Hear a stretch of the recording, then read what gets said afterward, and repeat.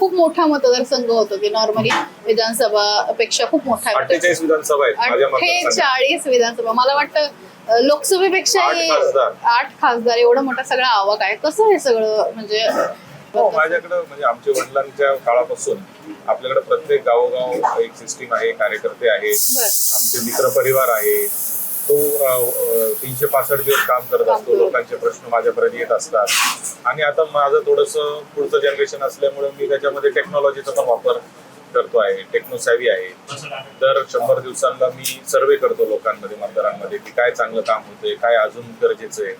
प्रत्येक जे अधिवेशन असतं त्याच्या आधी पण मी सगळ्या लोकांना पत्र लिहितो, जवळजवळ 1000 लोकांना पत्र लिहितो की काय तुमचे प्रश्न असतील तर मला सांगा. जे समाजाचे वेगवेगळे प्रतिनिधी आहेत, काही वकिलांचे असतील, काही डॉक्टरांचे असतील, हॉटेलवाल्यांचे असतील, पत्रकारांचे असतील, वेगवेगळे जे प्रतिनिधी सरकारी कर्मचाऱ्यांचे असतील, शिक्षकांचे असतील, त्यांना पत्र लिहितो, त्यांच्या संघटनांना पत्र लिहितो की तुमचे प्रश्न मला सांगा.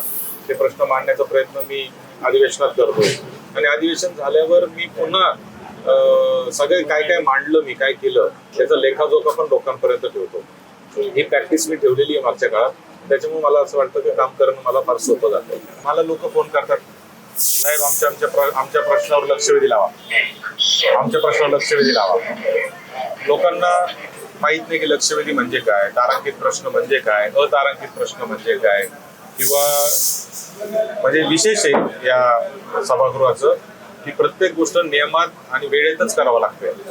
प्रश्न 45 दिवस आधीच टाकावं लागतात. वेळेवर प्रश्न टाकता येत नाही, कारण सरकारी पक्षाला पण त्याची तयारी करायची असते. बरोबर आहे. अशा खूप गोष्टी आहेत. देश विदेशातील प्रत्येक घडामोडींचे लाईव्ह अपडेट मिळवण्यासाठी आता साम टीव्हीच्या सर्व सोशल मीडिया प्लॅटफॉर्मला लाईक, फॉलो आणि सबस्क्राईब करा. तसंच सर्व नोटिफिकेशनसाठी बेल आयकॉन प्रेस करायला विसरू नका.